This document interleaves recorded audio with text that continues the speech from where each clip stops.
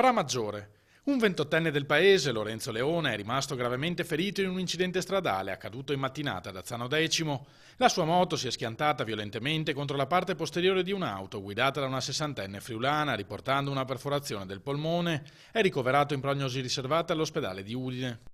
Lido. Il titolare del chiosco baiano Morgan Giada ha pubblicato sul gruppo Facebook Insieme per il Lido le riprese effettuate dalle telecamere di sorveglianza la notte tra il 4 e il 5 maggio, quando un ladro di circa 30 anni che state vedendo si è introdotto nel locale dopo aver divelto gli infissi.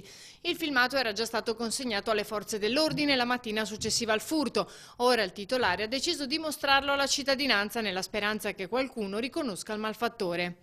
Noventa di Piave.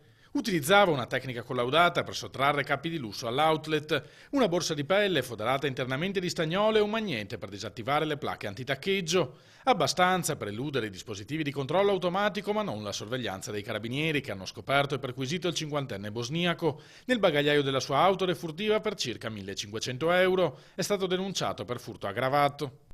Venezia. Disavventura per 4 giovani inesperti la cui gita notturna col barchino è finita su una secca al largo di Castello. Nonostante gli sforzi, i ragazzi non sono riusciti a liberare il mototopo e hanno dovuto chiamare i vigili del fuoco, intervenuti con un'autopompa per disincagliare l'imbarcazione e ricondurla a riva insieme al suo equipaggio.